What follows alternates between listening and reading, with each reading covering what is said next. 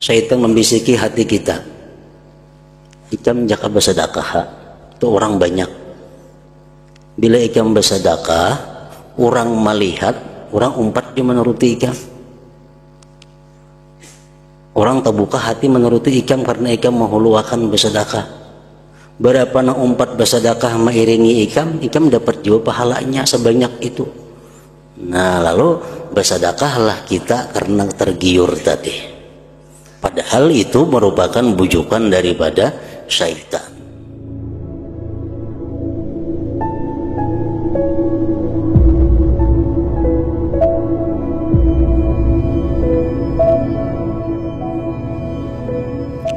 Bismillahirrahmanirrahim. Alhamdulillahirabbil alamin. Wa bihi nasta'in ala umuri dunya waddin. Wassalatu wassalam ala sayyidil anbiya wal mursalin sayyidina Muhammadin wa ala alihi wa sahbihi ajma'in. Qala al-musannifu al-imam hujjatul Islam Abu Hamid Muhammad bin Muhammad al-Ghazali rahimahullah wa nafa'ana bi ulumih. Ad-darajatut tsalitsah wa hiya adaqqu mimma qablaha ay yujarribal 'abdu nafsahu bidzalik wa yatanabbaha liqaidi syaitan wa ya'lama anna mukhalafatahu bainal khalwati wal musyahadati lil ghairi mahdhur riya wa ya'lama anna al ikhlasa bi an takuna salatuhu bil khalwati mithla salatihi bil mala wa yastahi min nafsihi wa min rabbih ay yatakhashsha'a li musyahadati khalqihi takhashshu'an zaidan ala 'adatihi fayuqbilu ala nafsihi bil khalwati wa yuhassinu salatahu ala al-wajhi alladhi yartadihi bil mala wa yusalli bil mala'i aidan kadzalik fa hadza aidan min ar-riya'il ghamid li'annahu hassana salatahu bil khalwah litahsuna bil mala fala yakunu qad farraqa bainahuma ila akhir.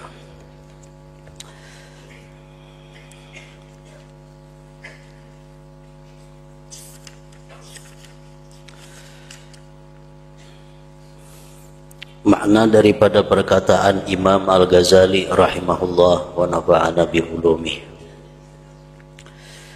Derajat yang ketiga, dan ini lebih halus, lebih tersembunyi daripada sebelumnya. Derajat pertama dan yang kedua. Sebagaimana kita mengetahui syaitan selalu berusaha ingin merusak ibadah kita dengan jalan riya. Dengan demikian ibadah yang kita lakukan itu bukan hanya tidak mendapatkan pahala, tetapi bahkan mendatangkan dosa kepada yang melakukan ibadah itu.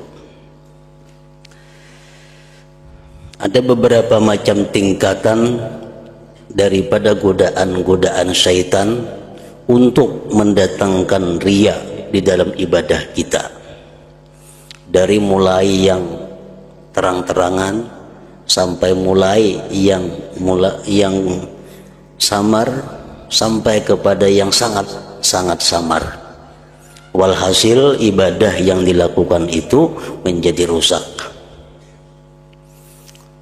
Dalam derajat yang pertama terdahulu disebutkan contohnya kita sembahyang. Tiba-tiba begitu sembahyang datang sekelompok manusia. Di tengah-tengah kita sembahyang datang kelompok manusia. Lalu syaitan membisiki dalam hati kita, ujar syaitan, ikam baik-baik sembahyang. Husuk-husuk sembahyang tu orang banyak datangan. Amun ikam kada husuk sembahyang, amun ikam baancap-ancap sembahyang, karena ikam dipadahakannya orang nang kada baik. Nah, ini bujukan syaitan yang terang-terangan dan itu kasar. Orang-orang yang sedikit punya ilmu sudah bisa menolak godaan syaitan seperti itu. Karena jelas kalau kita merubah gaya sembahyang kita menjadi lebih baik karena kedatangan orang banyak, itu jelas sudah riya. Nah demikian pula kita bandingkan dengan sedekah umpamanya. Kita bersedekah, waktu kita saurangan, kada terbuka-buka hendak membuat duit kecilingan masjid. Nah begitu orang datangan, orang banyak, lalu syaitan menggeritik di dalam hati kita, tuh ambil duit di kantong 100.000, orang banyak melihat, masukkan dalam cilingan, jadi ikam dipadahkan orang pemurah kaina sosial. Ambil 100.000 masukkan ke cilingan, padahal sing lawasan dari seorangan di masjid kada terbuka-buka macam itu pikiran. Nah begitu orang datangan membuat kejilingan 100.000. Nah ini jelas godaan syaitan seperti itu adalah riya. Bukan hanya menggugurkan pahala, tetapi mendapatkan siksa dan azab dari Allah. Nah itu jelas. Yang derajat kedua agak samar sedikit. Ini orang-orang yang baru-baru atau hanyar-hanyar menuntut ilmu, bisa kada bisa menanggapinya, bisa kada bisa menolaknya. Kita sembahyang, di tengah-tengah sembahyang atau di tengah-tengah beribadah, datang sekelompok orang. Syaitan membisiki hati kita. Jadi syaitan tuh orang banyak datangan, ikam baiki pengbacaan itu, baiki rukuk, baiki sujud, supaya sembahyang ikam tuh sempurna. Bila sembahyang ikam sempurna, kayaknya orang melihat baiknya sembahyang itu. Nah, lalu orang kena mengikuti kayak ikam sembahyang baik. Bila orang mengikuti ikam sembahyang ikam baik, itu ikam dapat juga pahalanya. Dapat ikam pahalanya. 10 nang mengikuti ikam karena ikam sembahyang baik, 10 ikam dapat pahala. 20 nang mengikuti, 20 ikam dapat pahala. Nah jadi baiki sembahyang ikam tuh. Nah ini agak halus godaan syaitan daripada yang pertama tadi. Dengan dalih kebaikan, dengan alasan kebaikan. Karena kira syaitan kalau inya menuruti ikam sembahyang nang baik itu, ikam dapat pahala. Ditiru orang, berapa nang meniru ikam pahala, nang meniru sembahyang, saitulah banyaknya ikam dapat pahala. Nah kalau kita kadang mengerti itu, lalu kita membaiki sembahyang kita dengan tujuan supaya orang meniru kayak kita. Padahal ini adalah bujukan daripada syaitan. Bila kita menuruti itu, otomatis kita riya ngarannya. Kata dapat pahala, bahkan dapat siksa. Nah, bersedekah contohnya. Begitu orang banyak, syaitan membisiki hati kita. Ikam jaka bersedekah, itu orang banyak. Bila ikam bersedekah, orang melihat, orang umpat dia menuruti ikam. Orang terbuka hati menuruti ikam karena ikam menghuluakan bersedekah. Berapa na umpat bersedekah mengiringi ikam dapat juga pahalanya sebanyak itu. Nah lalu bersedekahlah kita karena tergiur tadi. Padahal itu merupakan bujukan daripada syaitan. Bujukan daripada syaitan. Sehingga sedekah tadi kada berguna. Nah itu sudah mulai agak samar. Derajat yang ketiga, nah dan ini lebih halus lagi daripada sebelumnya.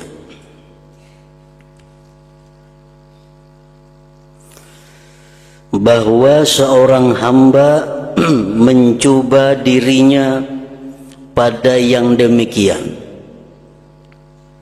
melatih dirinya daripada yang demikian, dan berhati-hati terhadap tipu daya syaitan.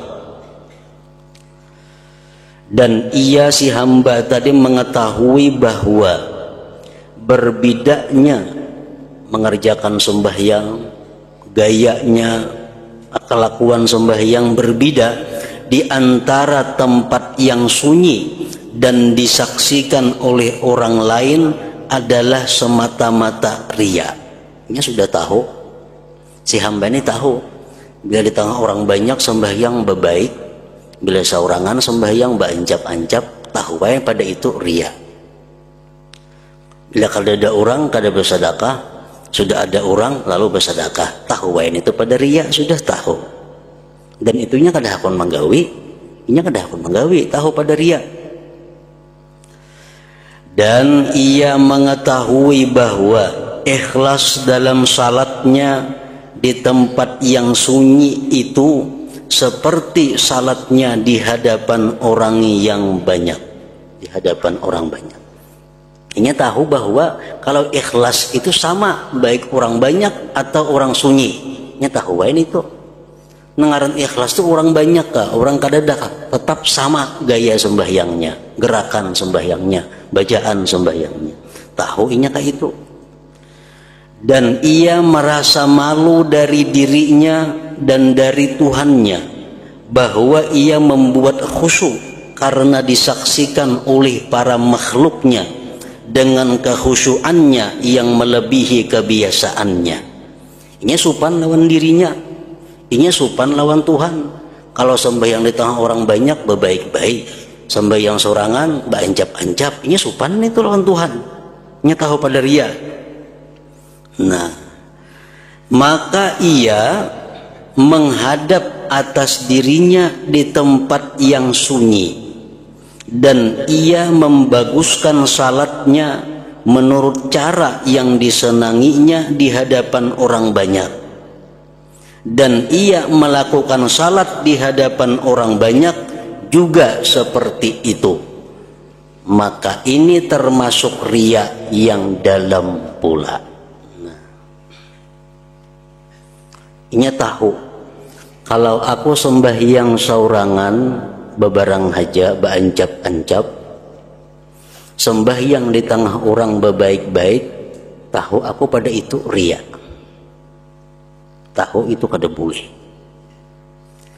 Lalu ini melatih dirinya, mencoba dirinya di tempat nang sunyi sembahyang tu beapik juga, supaya kita di tengah orang banyak kada ada perubahan lagi. Nah, jadi di tempat nang sunyinya berlatih sembahyang tu nang perlahan, nang bagus. Kayak ini bila di tengah orang banyak kada tak ubah lagi sembahyangnya. Nah, dikira itu baik, padahal itu adalah merupakan riya yang halus, riya yang sangat tersembunyi.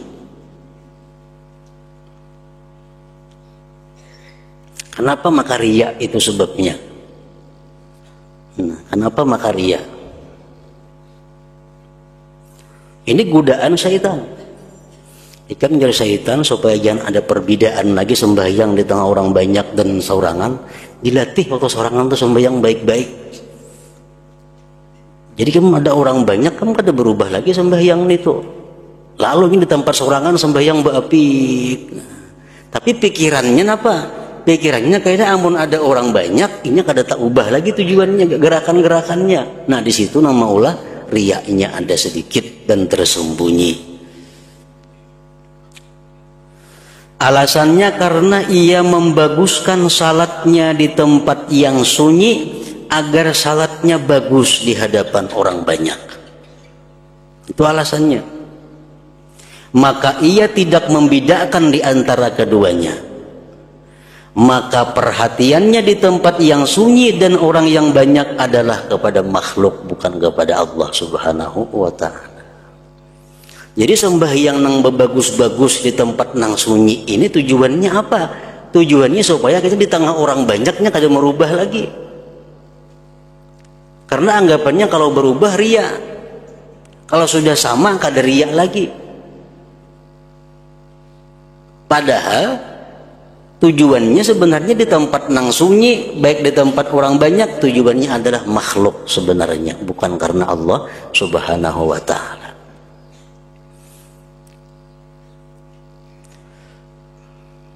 Contoh yang lain umpamanya, tampula orang kadada, tampula orang belum ada yang melihat, aku hendak bersedekah 10.000 rupiah. Nah, Tujuannya apa? Supaya kayaknya aku bila ada orang banyak, aku bersedekah, aku kadada lagi perbedaan antara ada orang lawan kadada orang. Sama pada 10.000. Jadi kulatih dulu diriku bila kadada orang juga pun tetap 10.000 juga. Ada orang 10.000 juga.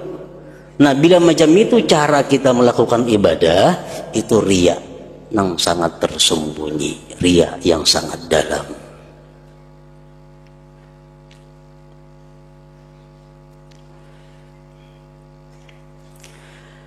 Bahkan ikhlas adalah bahwa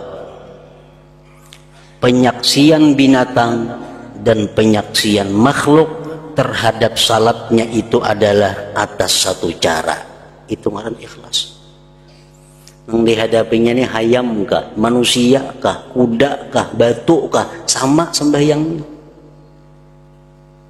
Nah, itu ngaran ikhlas. Maka seolah-olah diri orang ini tidak membolehkan menjelikkan salat di hadapan manusia. Kemudian ia malu dari dirinya bahwa ia dalam rupa orang-orang yang riya, dan ia menyangka bahwa demikian itu hilang dengan bahwa salatnya sama di tempat yang sunyi dan di hadapan orang banyak. Terus sangkaannya alangkah jauh demikian. Nah, itu bisikan syaitan. Kalau kita sembahyang sorangan, bancap, sembahyang di tengah orang banyak, bagus, jelas sudah riya.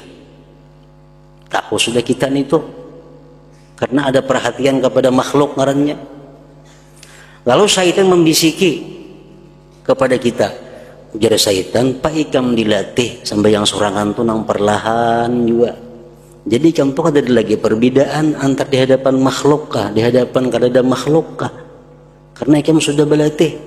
Nah, jadi latihan tuh gunanya apa? Untuk menghadapi makhluk kayaknya supaya ada perbedaan lagi, bukan karena Allah. Nah, itu yang dikatakan riya yang sangat tersembunyi itu.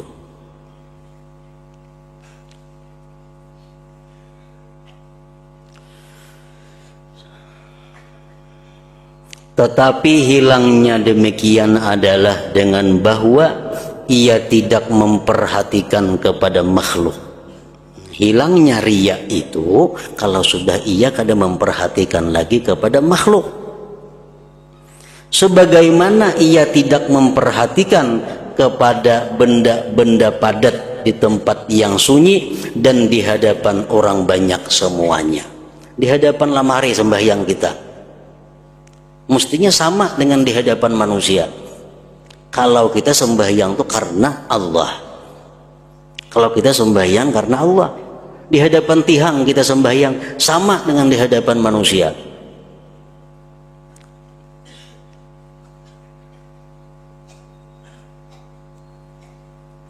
Dan ini termasuk orang yang disibukkan cita-citanya dengan makhluk di tempat yang ramai dan di tempat yang sunyi semuanya. Dan ini termasuk tipu daya syaitan yang tersembunyi.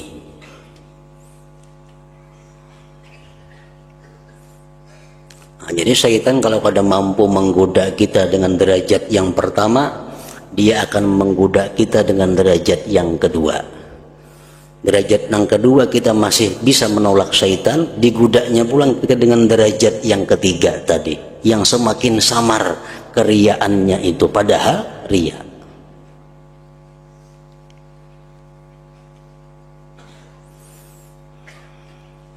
Kadang-kadang kita apa? Sembahyang surangan banjap-anjap, sembahyang di tengah orang banyak terpaksa bapik sembahyang tengah orang banyak. Karena kita kada biasa, lalu apa?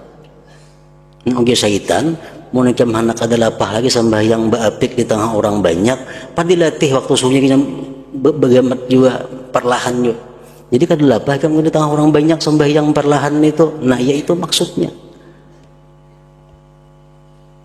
Kelihatannya bagus, tapi pada hakikatnya adalah riya yang tersembunyi.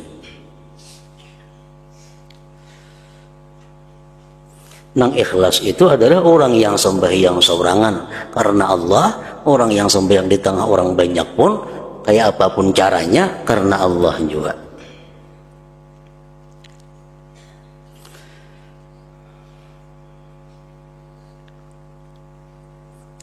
Membaca Yasin bila seorangan banjak, di tengah orang banyak perlahan karena didengarkan orang. Kalau nya seorangan baca Yasin, seorang aja mendengar. Banjap-anjap, kalau di tengah orang banyak diperhatikan orang, lalu perlahan. Nah. Lalu syaitan membisiki, menjadi syaitan supaya ikam jangan ria. Waktu seorangan tuh dilatih dahulu perlahan. Waktu seorang tuh dilatih perlahan, ikam baca Yasin. Kayaknya kata orang banyak kamu kada canggung lagi, kada lapah lagi perlahan. Nah itu adalah ria bila kita menuruti bujukan bisikan daripada syaitan tadi. Derajat yang keempat, dan ini adalah yang lebih halus dan lebih tersembunyi. Kalau nang ketiga itu sudah kada mampan juga menggoda kita syaitan, masuk pulanginya kepada yang keempat,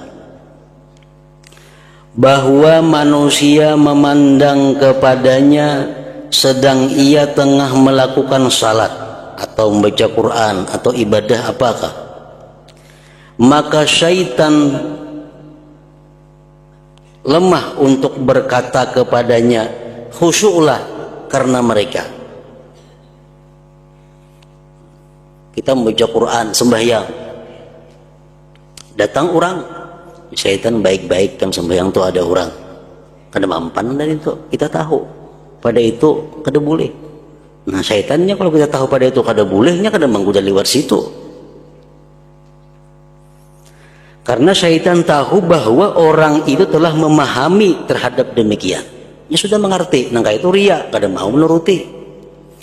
Lalu syaitan berkata kepadanya, ujar syaitan, tafakkurkanlah tentang kebesaran Allah Ta'ala dan keagungannya, dan tentang Tuhan yang kamu berada di hadapannya, dan malulah dari bahwa Allah melihat kepada hatimu sedang ia lalai daripadanya. Nah, kita sembahyang, di tengah-tengah sembahyang atau kita sembahyang di tengah orang banyak, syaitan membisiki kepada hati kita, enggak syaitan, ikam tuh berdiri di hadapan Allah Tuhan yang Maha Agung. Ikam berdiri di hadapan Allah yang bisa mematikan engkau saat ini juga. Engkau berdiri di hadapan Tuhan yang Maha Tinggi. Maka baik-baik hati ikam kepada Allah, jangan lupa nanti Allah akan marah kepadamu. Nah kan bujur tuh binanya. Bujur pun syaitan itu. Karena kita dibisikinya macam itu, maka dengan demikian hatinya hadir. Lalu hati ingat kepada Allah dan anggota badannya khusyuk, dan ia menduga bahwa demikian adalah ikhlas yang sebenarnya. Dikira itu ikhlas. Perhatian baca Quran, datang orang, syaitan membisiki, syaitan, jam baik-baik membaca kalam Allah. Itu kalam Allah naik yang baca, bujur-bujur makhrajnya, bujur-bujur panjang handapnya. Lalu kita bujur-bujur, dikira kita bujur-bujur sudah ikhlas, padahal itu adalah ria. Padahal itu adalah tipu daya dan penipu yang sebenarnya. Di mana tertipunya kita di situ? Karena sesungguhnya kekhusyuannya jikalau karena pandangannya kepada kebesaran Allah, niscaya geritik ini terus menerus padanya di tempat yang sunyi, dan niscaya hadirnya geritik hati tersebut tidak tertentu dengan keadaan hadirnya orang lain. Di situ tandanya. Jakanya kita bujur-bujur ikhlas di tempat nang sunyi pun kita merasakan bahwa kita berdiri di hadapan Allah. Kita berdiri di hadapan yang maha agung, yang maha segala-galanya. Jakanya kita ikhlas di tempat sunyi pun hadir hati kita ke hadapan Allah. Tapi di tempat sunyi kenapa kada hadir macam itu? Kada ada bisikan nang ikam berdiri di hadapan Allah, ikam berdiri di hadapan Tuhan nang maha. Kenapa kada hadir bisikan itu di tempat nang sunyi? Bila tengah orang banyak hadir bisikan nang macam itu. Nah berarti bisikan itu daripada syaitan. Jakanya bujur-bujur ikhlas, niscaya geritik ini terus menerus padanya di tempat yang sunyi, dan niscaya hadirnya geritik hati tersebut tidak tertentu dengan keadaan hadirnya orang lain. Baca Quran di tengah orang banyak, hati kita ada bisikan, yang baca itu kalam Allah, hati-hati, bujurakan makhrajnya, bujurakan panjang handapnya itu kalam Allah, yang baca. Perut ya, perlahan baca. Kayaknya di tempat nang sunyi, saurangan, kenapa geritik hati itu kada hadir nang madahkan bahwa itu kalam Allah, hati-hati, kenapa? Berarti itu daripada syaitan. Jakanya kita ikhlas, walaupun kita di tempat nang sunyi, tetap kita baca itu adalah kalam Allah. Nang kita baca ini kalam yang maha agung. Tetap kita hati-hati panjang handap dan makhrajnya itu. Nah di waktu sendiri kada hadir geritik hati seperti itu, di tengah orang banyak hanyar timbul, berarti itu daripada syaitan, menunjukkan bahwa ibadah kita kada ikhlas lagi. Nah ini yang paling halus di antara godaan atau bujukan syaitan untuk merusak ibadah kita.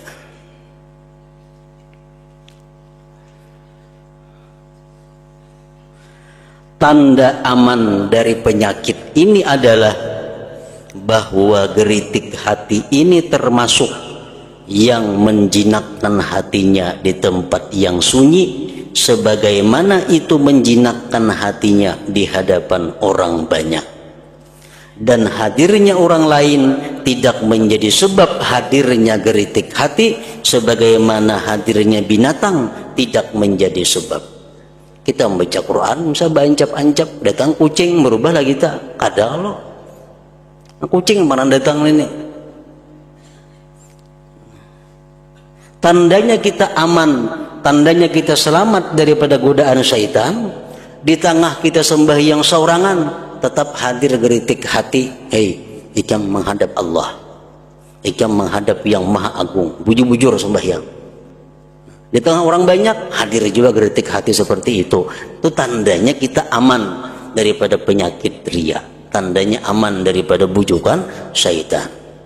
Nah kalau di waktu sorangan kada hadir pepadah geritik macam itu, di tengah orang banyak hanya timbul geritik hati macam itu, tandanya kita ada penyakit, ada syaitan yang merusak ibadah kita.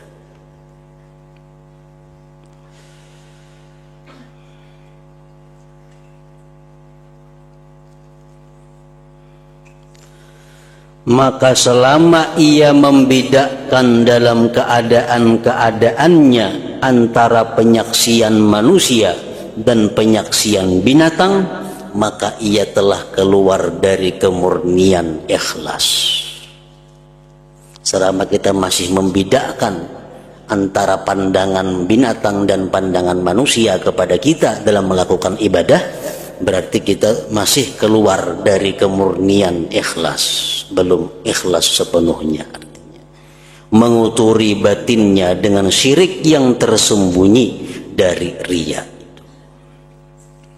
Syirik ini lebih tersembunyi di hati anak Adam daripada merayapnya semut yang hitam pada malam yang gelap di atas batu yang keras, sebagaimana yang disebutkan dalam hadis. Samut halus, samut itu halus, samutnya hirang pula. Di malam nang sangat kadap, merayap di batu nang hirang. Batunya hirang, samutnya hirang, malamnya kadap.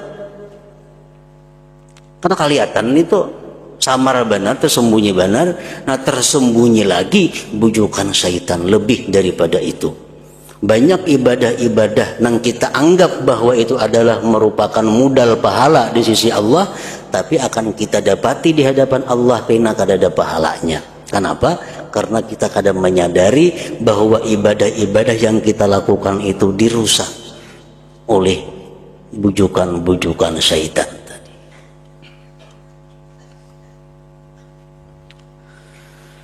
Tidak selamat dari syaitan kecuali orang yang halus pandangannya dan beruntung dengan penjagaan Allah Ta'ala, taufiknya dan petunjuknya.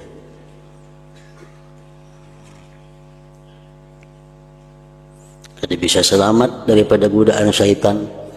Nang kita digudanya dengan 4 kali godaan itu, sekali kada lulus, godaan nang kedua, nang ketiga, nang keempat. Nah, itu kada akan bisa lulus kita kecuali kita punya pandangan yang sangat tajam dan penjagaan dari Allah, taufik dan hidayahnya. Kalau tidak, maka syaitan itu tidak meninggalkan orang-orang yang rajin ibadah kepada Allah Ta'ala.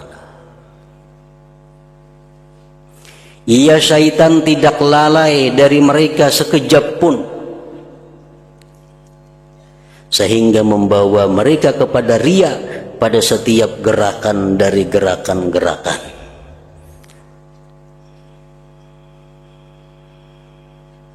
Sehingga pada bercelak mata,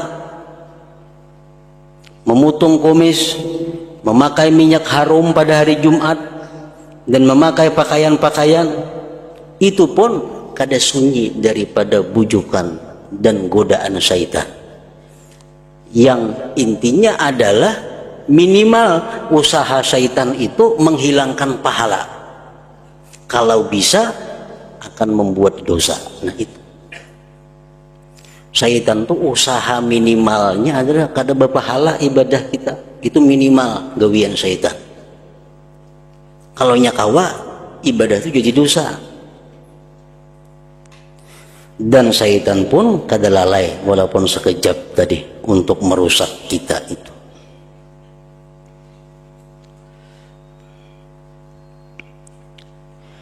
Sesungguhnya ini adalah perbuatan-perbuatan sunat pada waktu-waktu tertentu.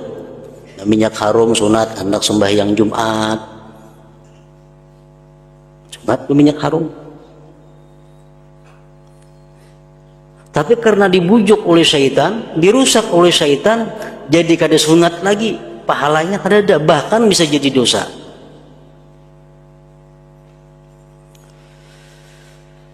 Sesungguhnya ini adalah perbuatan-perbuatan sunat pada waktu-waktu tertentu, dan bagi nafsu padanya ada keuntungan yang tersembunyi karena keterkaitan pandangan makhluk dengannya dan kerajinan tabiat, dan karena kejinakan tabiat dengannya. Lalu syaitan mendorongnya kepada melakukan perbuatan itu, dan ia berkata, ini adalah sunat yang tidak semestinya kamu meninggalkannya.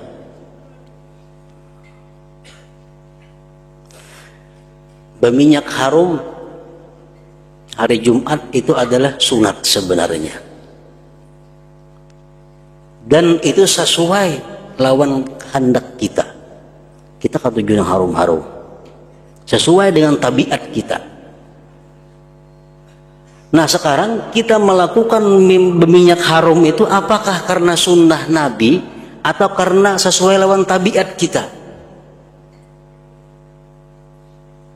Syaitan kadang-kadang menyuruh berminyak harum itu sunat, padahal kita minyak harum bukan karena sunatnya, tapi karena memang kita katuju dengan minyak harum itu. Nah, sehingga kada berpahala lagi jadinya.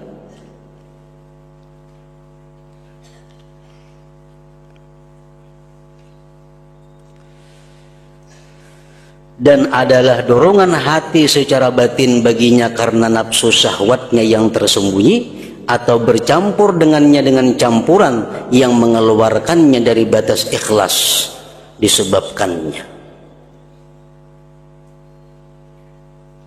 Tandanya bahwa kita berminyak harum itu bukan semata-mata karena Allah. Allah Subhanahu wa taala melalui Rasulullah dalam hadis-hadis Rasulullah menguraikan bahwa hendak ke masjid itu sunat berminyak harum. Allah kadang menentukan minyak harum Hajar Aswad, kada ada dalam hadis. Minyak harum sedap malam, kada ada. Itu hanya selera kita.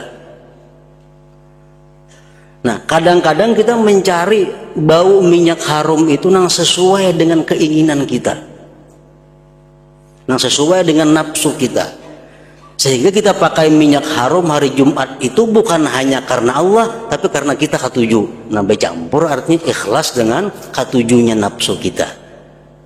Ada berpahala lagi, karena sudah bercampur dengan karena Allah dan katujunya kita.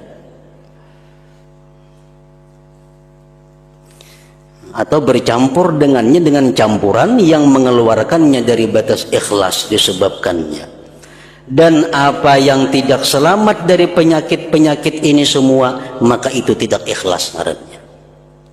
Yang kada selamat dari penyakit-penyakit itu tidak ikhlas.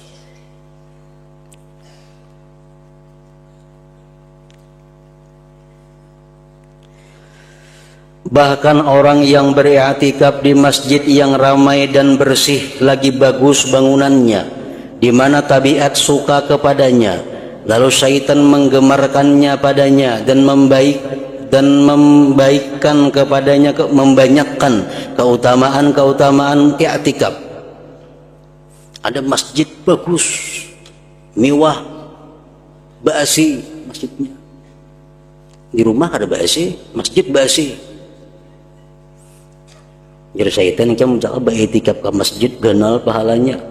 Masjidnya nyaman, masjidnya bagus, masjidnya dingin. Nyaman pada di rumah. Nah, ini kadang-kadang kita tergoda ke masjid i'tikaf. Padahal i'tikaf di masjid itu bukan karena Allah. Jadi mencari kenyamanan-kenyamanan yang ada didapat di luar masjid. Nah, kita kira itu ibadah. Padahal pada jadi ibadah. Bahkan orang yang beriktikaf di masjid yang ramai dan bersih lagi bagus bangunannya, di mana tabiat suka kepadanya, lalu syaitan menggemarkannya padanya dan membanyakkan kepadanya keutamaan-keutamaan i'tikaf. Dan kadang-kadang penggerak yang tersembunyi di dalam hatinya adalah kejinakan hati, kesenangan hati, kenyamanan hati dengan bagus bentuk masjid dan kesenangan tabiat kepadanya.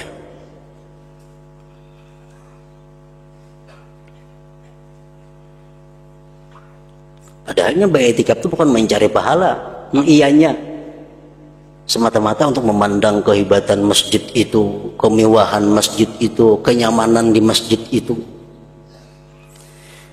Dan demikian itu menjadi jelas kepada kecenderungannya kepada salah satu dari dua masjid atau salah satu dari dua tempat, apabila salah satunya itu lebih bagus daripada yang lain. Dulu masjid lagi buruk, lagi panas, ada buka-buka hati nak i'tikaf. Sekali masjid dirumbak, dirihab, bagus, indah, mewah, bedingin, basi, nang pinarajin i'tikaf. Oh, berarti orangnya kada karena Allah durungan i'tikafnya.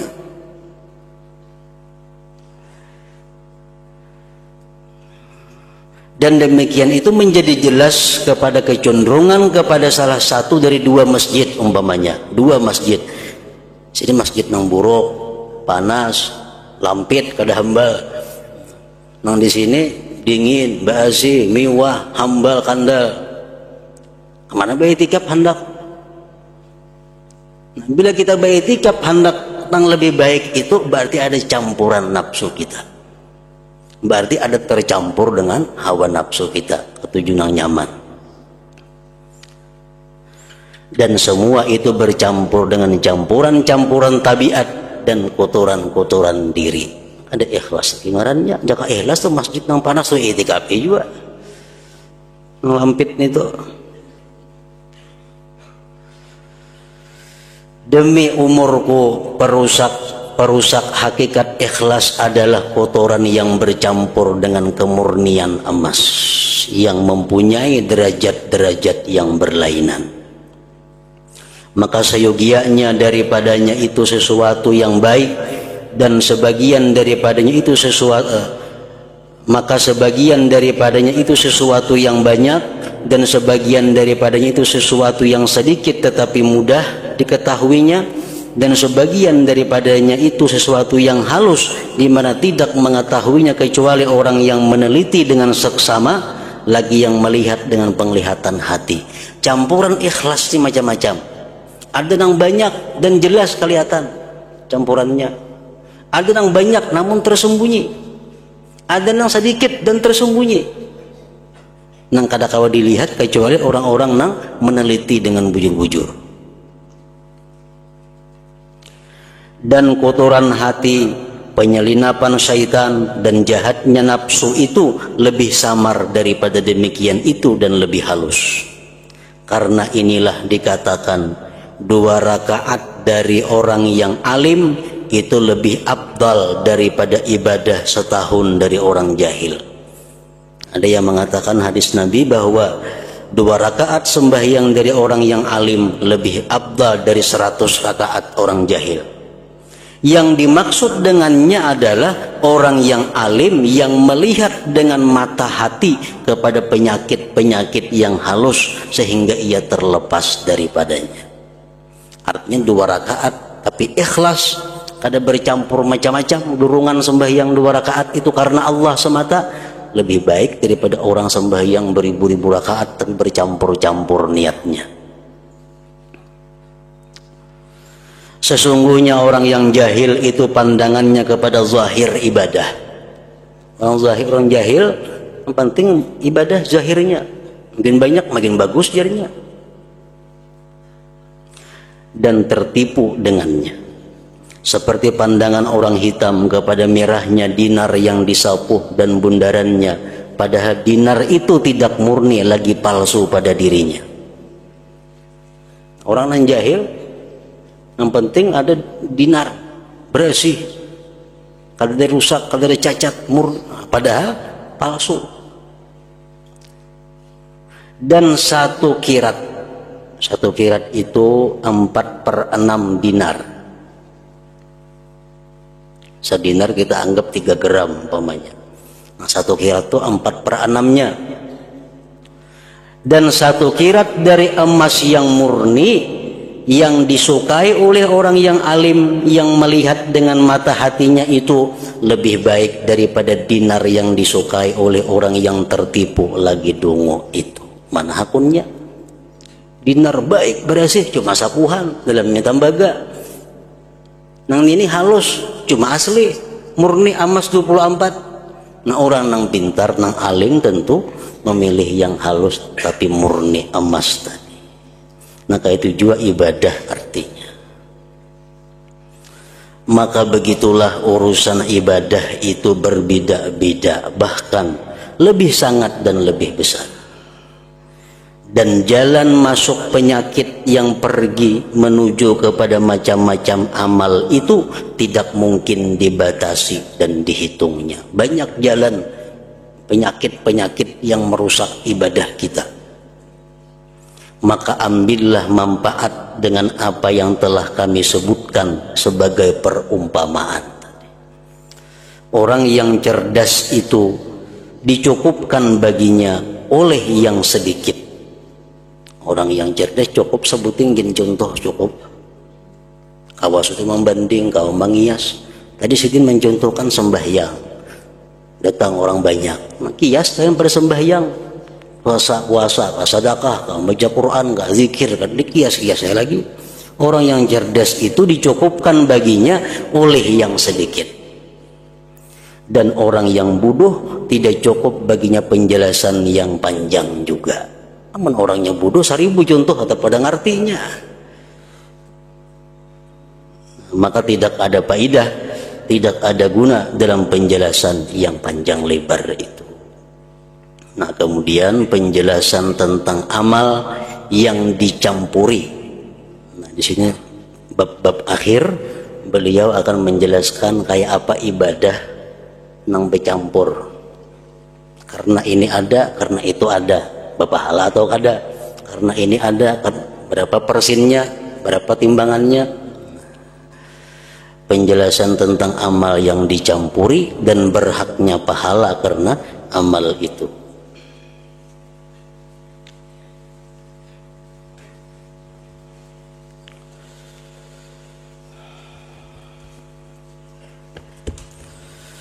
أفضل الذكر فاعلم أنه لا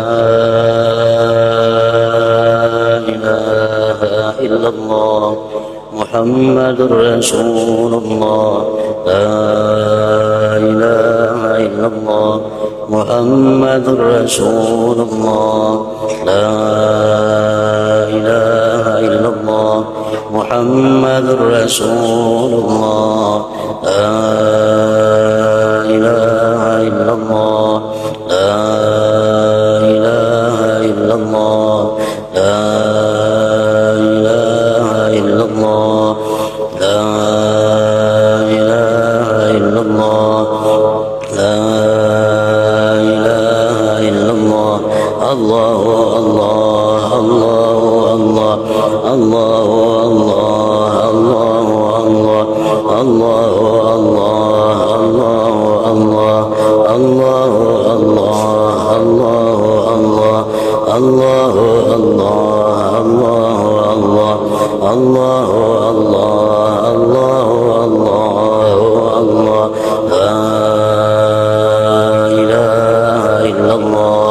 محمد رسول الله لا إله إلا الله محمد رسول الله لا إله إلا الله محمد رسول الله لا إله إلا الله الفاتحة.